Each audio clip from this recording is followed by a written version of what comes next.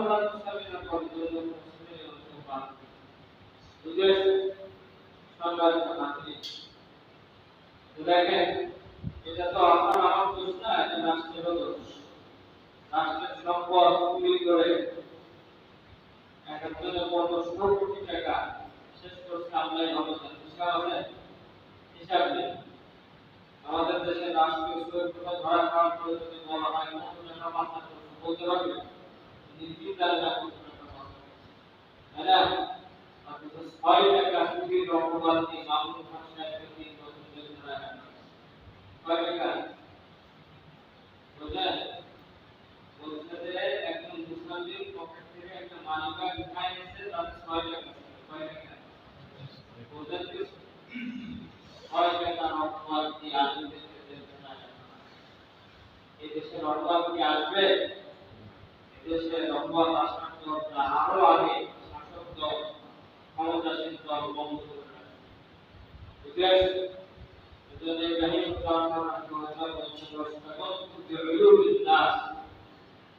তোমরা মানুষের দুষ্কর্তায় ব্যস্ত,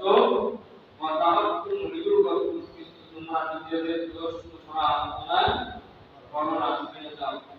আপনারা বলবেন যদি রাষ্ট্র শাসক দলের কিভাবে দোষ চর্চা করতে, তাই ৬টা জায়গায় মানুষের দোষ চর্চা করা হয়। ৬টা জায়গায় ৬ জায়গায় বলবো আমি এডিটটা বলবো কি বলেন এটাই শোনা দরকার। বুঝলেন? ১ নম্বর জায়গা হচ্ছে শাসক যদি জালেম হয়। কি হয়? শাসক যদি জালেম হয়। ইমাম নাওয়াবী রাহমাতুল্লাহ আলাইহি উনি ওনার বিখ্যাত কিতাব রিয়াদুস সালিহিনের মধ্যে মুসলিম শরীফের ব্যাখ্যা নিয়ে আসছেন ৬টা জায়গায় বিবাদ করা যায়, মানুষের দোষ চর্চা করা যায়। আর ১ নম্বর হচ্ছে শাসক যদি কি হয়? জালেম হয়, শাসকের জুলুম থেকে মানুষকে বাঁচানোর জন্য বলে দেওয়া যায় তুমি যদি এই শেখ পরিবারের দোষ করো তাহলে তোমার শেষ করে দেবে। কি করবে? শেষ করে দেবে। এই কথা জানাই দেওয়ার জন্য শাসকের বিবাদ করা যায়। ২ সুর আমাদের দেশে কোন সুরতে আছে? সব সাধু। আর কার করতে শিখি সাধু। বুঝতে আসছে? সিনা দেয় একটু মারা গেছে, তাই না? সিনা দেয় একটা জায়গা আছে, সেই কিনারের নাম হচ্ছে সাধুখালি। কি খালি? সাধুখালি। মাহফিলে গেছিলাম, জিজ্ঞেস করলাম সাধু একটা দেশে নাই, বলতে না এই গ্রাম থেকে সব সাধুরা চলে গেছে। বুঝতে আসছে? সম্মানিত নাগরিক, সোর থেকে সতর্ক করার জন্য লাভ বিবাদ করা যায়। ডাকাত, বুঝতে আসছে? এদের থেকে বাঁচানোর জন্য এদের বিবাদ করা যায়। উলামায়ে সুর যারা মানুষের মধ্যে আমাদের খিয়ানত করে, অর্থাৎ দ্বীনের অপব্যাখ্যা করে। কি করে বলেন? দ্বীনের অপব্যাখ্যা করে। এদের থেকে উম্মতকে সতর্ক করার জন্য এদের বিবাদ করা যায়। এমন আলেম আমাদের দেশে নেই, আছে? আছে, একটাও আছে? নেই বলে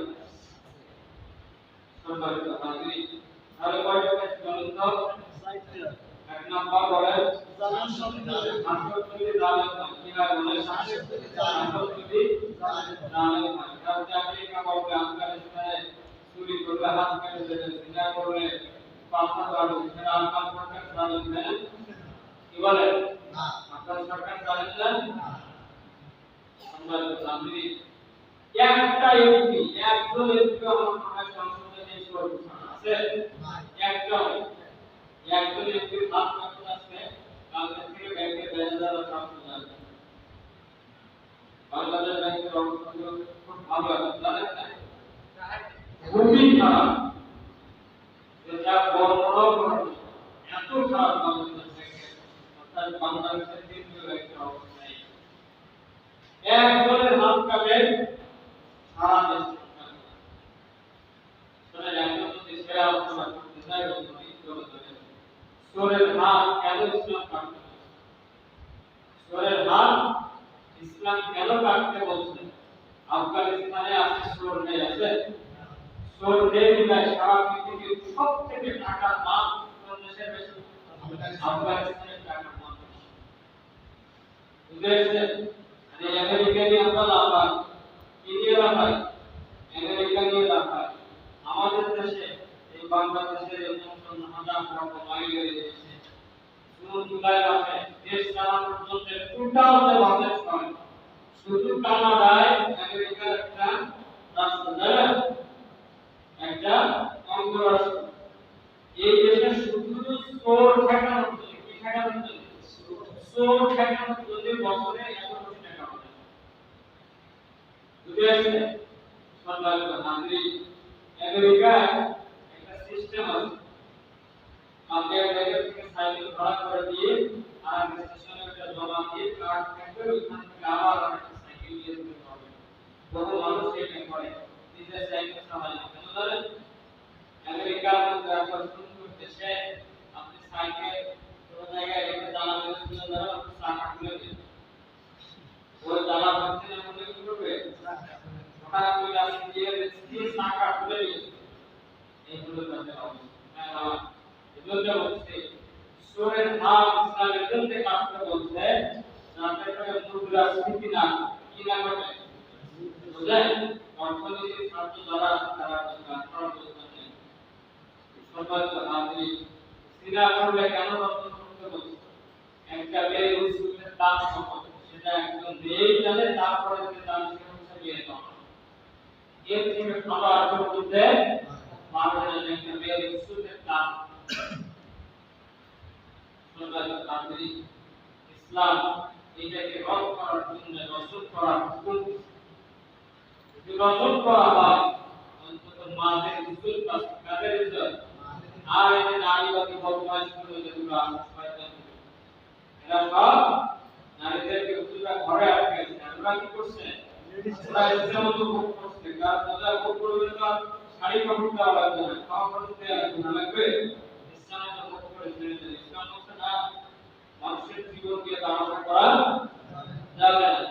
ভোগ করতে চাইলে নিজেদের মধ্যে দিয়ে আপনি বিয়ে করবেন, দায়িত্ব নিয়ে ভোগ করতে হবে। ইসলাম তো ভোগ করার সুযোগ ইসলাম দেয়। এই জন্য ইসলাম ওদের কাছে খারাপ, ওদের কাছে হিন্দুত্ববাদী ভালো, খ্রিস্টবাদী ভালো, ইহুদিবাদী ভালো, বৌদ্ধবাদী ভালো, শুধু খারাপ কি ইসলাম। গতকালকে বাংলাদেশের প্রধানমন্ত্রী সেটা থাকে, হ্যাঁ, গতকালকে এক জায়গায় আলোচনা করতে গিয়ে বলছে এই দেশকে খ্রিস্টবাদের দেশ বানানোর জন্য চরম ষড়যন্ত্র, যে কথা আমরা 50 বছর আগে ওলামায়ে কেরাম 50 বছর আগে বলছে, পুরো খ্রিস্টানদের বিরোধিতা করার জন্য, এর বিরোধিতা করার জন্য মাওলানা মাহমুদুল হাসান নবী হাফিজাহুল্লাহ তাকে 3 বছর জেল খানায় রাখে। কয়েকদিন আগে 60 বছর কথা বলে আসছে। আর আজকে দেশের প্রধান সে ঘোষণা দিচ্ছে দেশকে খ্রিস্টবাদ বানানোর জন্য চরম ষড়যন্ত্র। সম্মানিত নাগরিক, যাই হোক 6টা জায়গায় বিবাদ করা যায়, বুঝতে পারছেন? ইব্রাহিম রহমান রাহিমাহুল্লাহ বললেন তোমরা নিজেদের দোষকে গ্রহণ করো আর মানুষের দোষ চর্চা করো। এটা হচ্ছে সবথেকে খারাপ একটা জায়গা। সমাজের বিশৃঙ্খলা করার জন্য এর থেকে ভালো কোনো বিষয় আছে? সব থেকে ভালো টিপস এটা হচ্ছে নিজের দোষ গ্রহণ করে অন্যের দোষ চর্চা করা। সম্মানিত নাগরিক, এজন্য নিজের দোষ যদি কেউ চর্চা করতে পারে 7 দিন সময়, কয়দিন সময়? আমাদেরকে একটু টাকা কয়দিন? 7 দিন। 7 দিনের মধ্যে সামলা করবে, চ্যালেঞ্জ এবং গ্যারান্টি। মাত্র নিজের দোষ চর্চা করবে 7 দিন সময়, এগুলো সামলা করবে। বলবেন কেমনে? নিজের দোষ যখন চর্চা শুরু হবে তখন এই লোক কি আর গুনাহ করতে পারবে? এই লোক গুনাহ করতে পারবে? পারবে না। চুরি করতে পারবে না, গীবত করতে পারবে না, কাউকে ঠকাতে পারবে না। তাকে যখন জিজ্ঞাসা করা হবে যে হুজুর আপনি আসলে ফজরের সুন্নাত নামাজ বাসায় করতেন না মসজিদে করতেন, তাই না? যখন জিজ্ঞাসা করা হবে আপনি কি মিথ্যা কথা বলছেন, তখন যদি সত্য বলতে চায় তাহলে কি গীবত করা যাবে? কথা বলা যাবে যাবে না। আমি যখন অন্যের ব্যাপারে চর্চা করতে যাবো তখন যদি আমি আবার নিজের চর্চা করি তাহলে আমি আমাকে বিরুদ্ধে বলতেছি, আমাকে বিরুদ্ধে বলতেছি, ওই দোষটা আমার ভিতরেও আছে। এটা যখন বলতে যাবে আর চর্চা করতে পারবে, এজন্য বলছি যে নিজের দোষ যদি চর্চা করতে পারে মাত্র 7 দিন সময়, কয়দিন? 7 দিনের মধ্যে আমরা করতে আমরা প্রিয় রমজান তখন সে দোয়া করতে কবুল হবে না ফেরত আসবে? সম্মানিত নাগরিক, এজন্য আমি আপনাদের জোর করে অনুরোধ করব অন্তত নিজের দোষ চর্চা না করলেও এক শ্রেণীর মানুষের দোষ চর্চা করবেন না, সেটা হলো আনন্দের কাজে আনন্দের দোষ চর্চা করবে, সাথে সাথে আপনি জানেন কাজে আনন্দের দোষ চর্চা না করে আপনি গোপনে আসেন, আমাদের পরে আসেন, আগে আসেন, এসে ইমাম সাহেবকে বলেন আমি আপনার ভিতরে এসে দেখছি আমার জানা ছিল যে এরকম না এরকম, আমার যদি ভুল হয় আপনি একটু জানাবেন। কথা বুঝিয়েছে, আমার যদি ভুল হয় আমাকে জানাবেন। ইমাম সাহেব যখন বুঝতে পারবে দোষটা কার, ইমাম সাহেব দিতে বলবে যে ভাই আসলে আমার ভুল হয়েছে, বিষয়টা আপনার ভুল না কার ভুল, আমার ভুল, বিষয়টা এরকম না। আপনি ইমাম সাহেবকে না বলে আপনি ওই কোনো বাড়ি মসজিদে যায় বলবেন আপনি রসিদের ইমাম সাহেবকে দেখবেন দেখা ভুল সংশোধন হবে, কি হবে? আরো কিভাবে বলেন মাথা গেল মাথা বেশন অন্তত যদি চুপ থাকতে না পারে আপনি বলেন আমি আপনাকে অনুরোধ করবো আলেমদের দুবার পড়বেন, বিপদে পড়ে যাবে, কঠিন ভাবে বিপদে পড়বেন, যে বিপদের কোনো শেষ থাকবে। আল্লাহ পাক আমাদেরকে বুঝার করার তৌফিক দান করুন, হেফাজত করুন, আমিন। 9 নম্বর কথা আমি বলতে ওয়াকাল কুল্লি আল্লাহ ওয়া লা তুআদ্দু শুকরাহা, তোমরা বাবাকে নিয়ামত ভোগ করো, খাও, কিন্তু শুকর আদায় সম্মানিত নাগরিক, এখন যদি জিজ্ঞাসা করি যদি দিন থেকে বলা হয় যে বলেন আজকে সকালে নাস্তা খেয়ে কে কি আল্লাহকে শুকরিয়া আদায় কত পাওয়া যাবে? মুশকিল। শুধু সকালের নাস্তা এখানে বলছে ওয়াকাতু নি'আমাল্লাহ ওয়া লা তুআদ্দু শুকরাহা, আল্লাহকে নিয়ামত খাও কিন্তু শুকর আদায় করো না। যদি চিন্তা করে আমি তো সকালে আপনাকে খেয়েছি তো আল্লাহ পাক আমাকে খাওয়ার সুযোগ করে দিয়েছে, যদি চিন্তা করে যে আজকে ফিলিস্তিনের মুসলমানরা খাবার আছে না খেয়ে মারা যাচ্ছে, আরাকানের মুসলমানরা খাবার আছে না খেয়ে মারা যাচ্ছে, এশিয়ার মুসলমানরা খাবার আছে না খেয়ে মারা যাচ্ছে, আফ্রিকার অধিকাংশ আফ্রিকা মহাদেশের অধিকাংশ দেশ মুসলমানদের কাজে মুসলমান, সেখানে এমনও গ্রাম আছে চিন্তা করতে পারবে আফ্রিকার মুসলমানরা এত দরিদ্র তারপরে তারা কি বলেন, তারপরে তারা ইংরেজি মানে আফ্রিকাতে আমাদের দেশের একজন লোক তাবলিগে কিসে তাবলিগে যাওয়ার পরে দেখা যায় মসজিদে যাওয়ার মসজিদের সামনে কাছে কোরআন মসজিদ আছে না, এই মসজিদে কোনো কোরআন মসজিদ নেই, মসজিদে কি নেই, কোনো কোরআন মসজিদ নেই, পরে ওই মিনারের পাশে আরেকটা মসজিদ যে দেখে মসজিদে কোনো কোরআন মসজিদ নেই, আরেকটা মসজিদে গেছে যে দেখে এখানে কোনো কোরআন মসজিদ নেই, এরপর আফসোস করে তিনি ইমাম সাহেবের কাছে বলতেছে আফসোস তোমরা এমন এক জাতি যে তোমাদের কাছে কোরআন নাই, কি নাই তোমাদের কাছে কোরআন নাই। ইমাম সাহেব বলতেছে আফসোস তোমার উপর, তুমি এমন এক হতভাগা জাতি যে জাতির মানুষেরা কোরআন বিশ্বাস করে না, এটা বোঝাচ্ছে।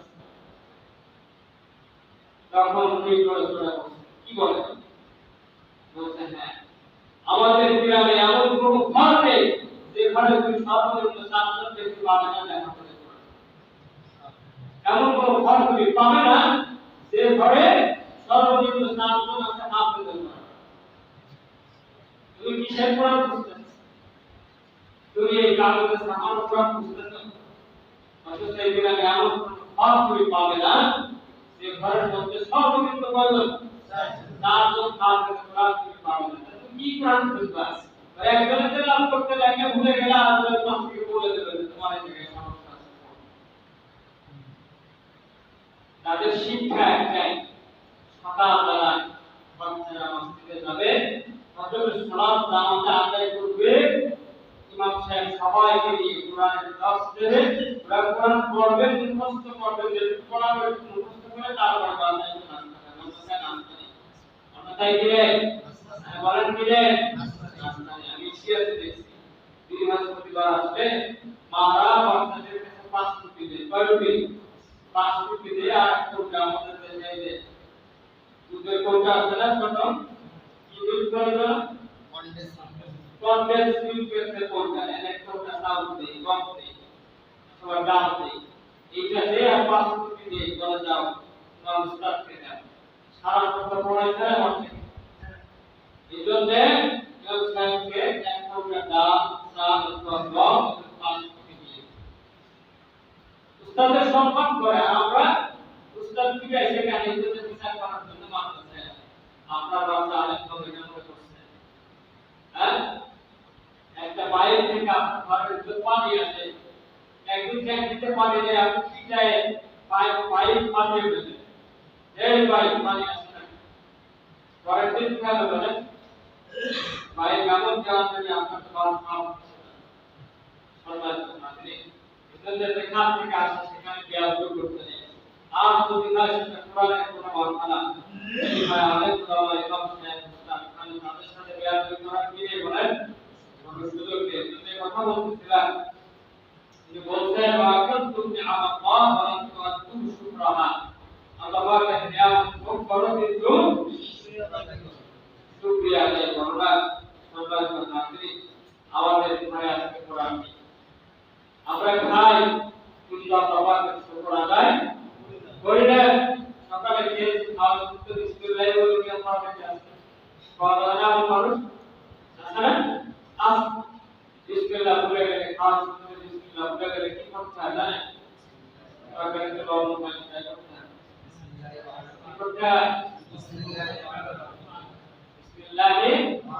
আউওয়ালাহু ওয়া আখিরাহু, বিসমিল্লাহি আউওয়ালাহু ওয়া আখিরাহু। আমরা জানি আল্লাহ পাকের শুকর আদায় করব।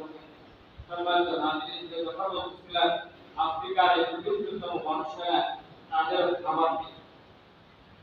আফ্রিকার মানুষদের মাটিগুলো গণনা করা যায়, কিন্তু এরপরেও তারা বলছেন না খাইতে পারেনি, ঠিক আছে, কিন্তু আল্লাহ জীবনের মতো দৌলত দান করছে, এজন্য শুকরিয়া কি বলেন তো? আলহামদুলিল্লাহ।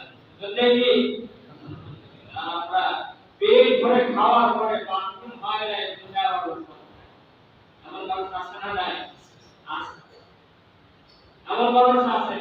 এই হলো আমাদের শুকরিয়ার অবস্থা।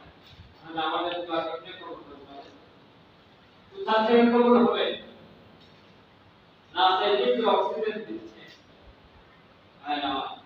কিন্তু অক্সিজেন ফেল করে একবার একটু হাসপাতালে ভর্তি হলাম না, অক্সিজেনের বিল কত দেওয়া লাগে, আছে না? নাই, একদিনের অক্সিজেন বিল দিতে গেলে আপনার আমার বাড়ি ঘর বিক্রি করতে হবে, অথচ জীবনের পয়সানি ঘরের মতো দিন পার করে দিলাম।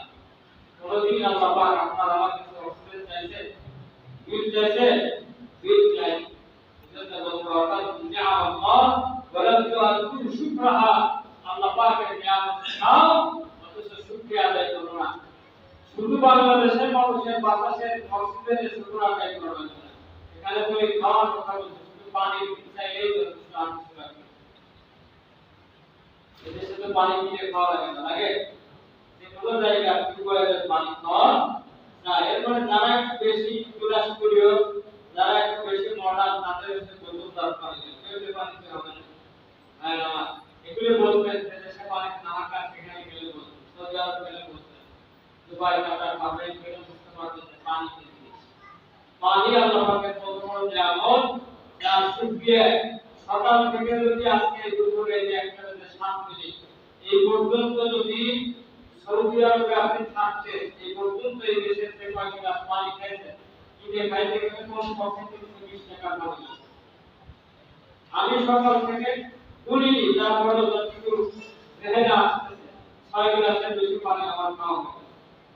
বুঝে আসছে 6 গ্লাসের বেশি পানি খাওয়া হয়ে গেছে এই 6 গ্লাস পানি কিনতে গেলে সৌদি আরবে এখন বাংলাদেশ টাকা 180 টাকা বুঝে আসছে এজন্য যদি বলছেন ওয়াকাল নিয়ামত আল্লাহ ওয়ালা শুকরাহা আল্লাহ পাকের নিয়ামত খাও কিন্তু শুকর আদায় করো না যার কারণে তোমাদের দোয়া কবুল হয় না সম্মানিত হাজির একেবারে শেষ সময়ে তিনি বলছেন ওয়াদাফানতুম মাউতাকুম ওয়ালাম তা'তাবিরু বিহি ফাকাইফা ইস্তাজাবু লাকুম তিনি বলতেছেন তোমরা তোমাদের মৃত ব্যক্তিদেরকে দাফন করো কিন্তু তাদের থেকে কোনো শিক্ষা গ্রহণ আবার বলেন তোমরা তোমাদের মৃত ব্যক্তিদেরকে দাফন করো কিন্তু তাদের থেকে কোনো কি করো না শিক্ষা গ্রহণ করো না কত সময় বলছিলাম যে আমরা দুনিয়া কামাই করতে করতে মরে যাচ্ছি তাই না বলে আছেন তো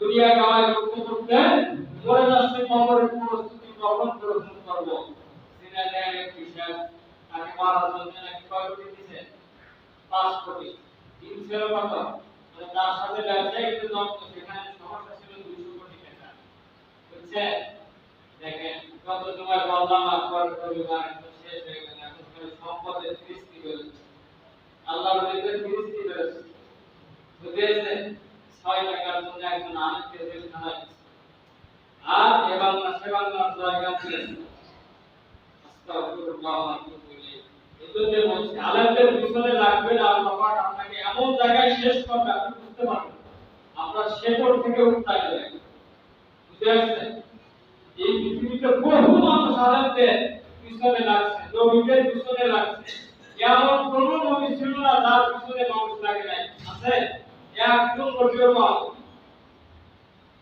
নয় তারা কালের কর্মে হারিয়ে গেছে নবীদের আলোচনা কিয়ামত পর্যন্ত আল্লাহ পাক মানুষের কাছে বুঝে আসছে সম্মানিত হাজিরিন এজন্য বলে বলছেন ওয়াদাফানতুম মাউতাকুম তোমরা তোমাদের মৃতদেরকে দাফন করো ওয়ালান্তা তাবিরু বিহি তাদের থেকে তোমরা কোনো শিক্ষা গ্রহণ করো না মরা মানুষ থেকে শিক্ষা গ্রহণ করার কি আছে বলতে পারবেন না কেউ জানেন বলেন তো একটা মানুষ শুনি জানার কিছু নেই না মরা মানুষ থেকে আবার কি শিক্ষা গ্রহণ করবে সম্মানিত হাজিরিন বাদশা জুলকারনাইন নাম শুনছেন বাদশা জুলকারনাইন পৃথিবীতে আল্লাহ পাক 1600 বছর হায়াত পালি 1600 পালি 1000 বছরের বাংলার ইতিহাস পড়ি আমরা 1600 বছরের একজন নবীর ইতিহাস আমরা জানি বুঝেছে এই বাদশা জুলকারনাইন তিনি মারা যাওয়ার আগে তার সাথে যারা ছিলেন ফিলিস্তিনের জমিনে শুয়ে আছে ফিলিস্তিনের রাস্তায় যেখানে যুদ্ধ হচ্ছে মসজিদে আকসা গাজা শহরে মসজিদে আকসা থেকে 6 কিলোমিটার উত্তরে দেখুন সেখান থেকে আবার 3 কিলোমিটার পূর্ব দিকে যে ওখান থেকে 9 কিলোমিটার আবার উত্তরে গেলে একটা মহাকুমা শহর আছে মদিনাতুল ইস্কান্দারিয়া ইহুদিরা তাদের ভাষায় বাদশা জুলকারনাইনকে বাদশা ইস্কান্দার কি বলে ওইখানে একটা শহর আছে মদিনাতুল ইস্কান্দারিয়া এই জায়গার মধ্যে বাদশা জুলকারনাইন শুয়ে আছে তিনি মারা যাওয়ার আগে বলছিলেন না পাশে যারা ছিল তাদেরকে বলছেন আমি মারা যাওয়ার পরে আমাকে যখন দাফন করবা তখন আমার হাত দুইটা কাফনের বাইরে রাখো কোথায় আমার হাত দুইটা কাফনের বাহিরে রাখো তাহলে মারা যাওয়ার অল্প কিছু আগে ওনার পাশের লোকেরা জিজ্ঞাসা করছেন আমরা তো আপনার হাত দুইটা বাহিরে রাখবো এর বিষয়বস্তুটা যদি আপনি আমাদেরকে একটু সুরাহা করে দিতেন উনি বলছেন দেখো কথা না বলতে চাই তোমাদের প্রচার চাই এই পৃথিবীর মানুষকে আমি এই খবরটা দিতে চাই যে এত দীর্ঘ একটা সময় আমি হায়াত পাওয়ার পরেও এই পৃথিবীতে আল্লাহ পাক আমাকে এমন রাজত্ব দিয়েছে বাদশা জুলকারনাইনকে আল্লাহ পাক এমন রাজত্ব দিয়েছে সারা পৃথিবীতে শাসন করছে ওনাকে আল্লাহ পাক একটা ঘোড়া ছিলেন যে ঘোড়াটা একটা লাফের দৃষ্টি শেষ সীমানায় কোথায় দৃষ্টির শেষ সীমানায় আপনার আমার দৃষ্টি এখন বলতে গেলে তো সময়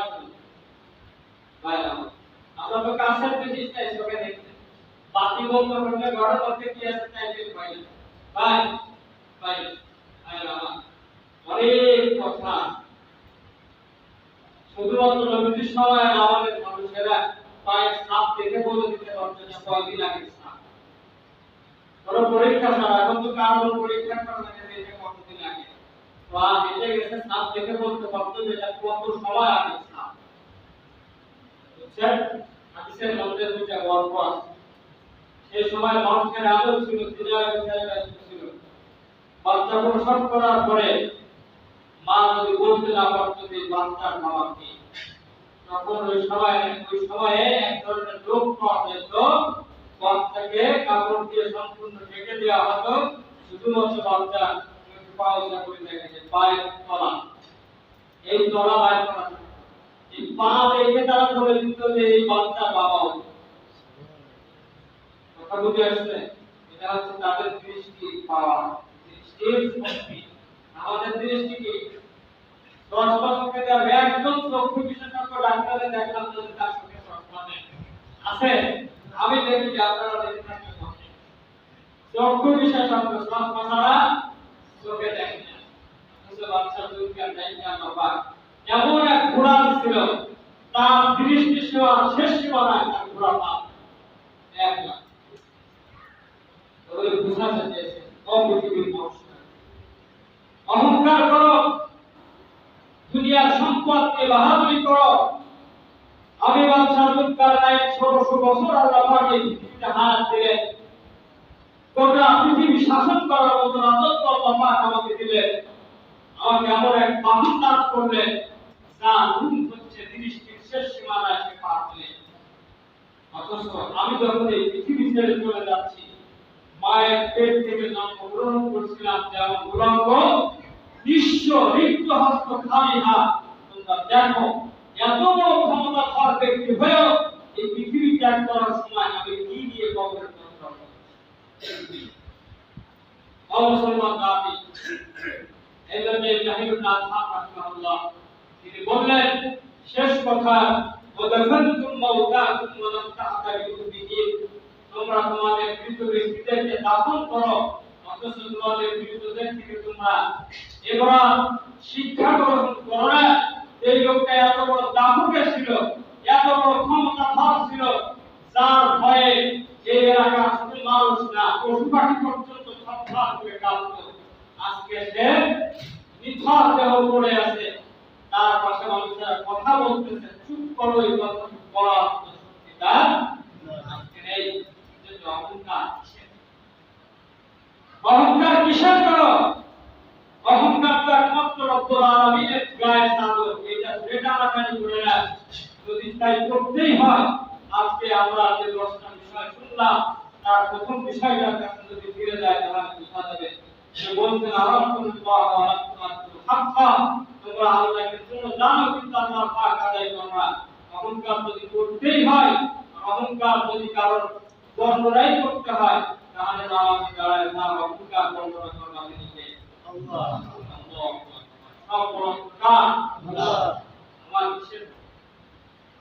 আমার কিসের গল্প? এই কথা বলা যেখানে নিয়ে শেষ শুরু করছে সেই জায়গাটা হলো এই যে ইব্রাহিম রাহিমাহুল্লাহ, ওনাকে ইরাকের মানুষেরা বসরা অধিবাসীরা যখন ডাকছিল, বাজারের মধ্যে যখন কথা বলতেছিল, তখন তার কাছে মানুষেরা সূরাতুল মুমিন, সূরাতুল মুমিনের 60 নম্বর আয়াত তেলাওয়াত করছে। আল্লাহ রাব্বুকুম উদউনি আস্তাজিব লাকুম ইন্নাল্লাযীনা ইস্তাকবিরুনা আন ইবাদাতি সায়াদখুলুনা জাহান্নামা দাখিরিন। ভালো করে লক্ষ্য করে এই আয়াতটা তেলাওয়াত করে বসরা মানুষেরা একবারে কান ভাঙতে বলছে, ইব্রাহিম ও ইসহাক, আল্লাহ তো বলছে তোমাদের রবকে তোমরা ডাকো, কিন্তু তোমাদের ডাকে তিনি সাড়া দিবেন, কিন্তু আমাদের ডাকে সাড়া দিচ্ছেন না। আমরা টাকার গরম দেখাই, ক্ষমতার গরম দেখাই, বংশের গরম দেখাই, আমরা আল্লাহর সামনে এসে আল্লাহু আকবার করে দাঁড়াই না। ফজরের নামাজে মুসাল্লি খুঁজে পাওয়া যায় না। জুমার নামাজে আযানের পরে আসে, আসরের সময় মসজিদ শূন্য হয়ে যাবে, মুসাল্লি পাওয়া যাবে না। দেখেন আল্লাহ পাক এই কথা শেষে এসে বলছেন, ইন্নাল্লাযীনা ইস্তাকবিরুনা আন ইবাদাতি তারা আমার ইবাদত করার ক্ষেত্রে অহংকার পোষণ করে সায়াদুখুলুনা জাহান্নামা দাখিরিন, তাদের জানা থাকা দরকার, তাদের খবর রাখা দরকার। সায়াদুখুলুনা জাহান্নামা দাখিরিন, খুব সংক্ষিপ্ত সময়ে, খুব অচিরে ওই মানুষগুলোকে আল্লাহ পাক জাহান্নামে প্রবেশ করাবেন। যা বললাম তা শুনলাম, আল্লাহ পাক আমাদের বুঝার এবং আমল করার তৌফিক দান করুন। ওয়া আলাইকুম।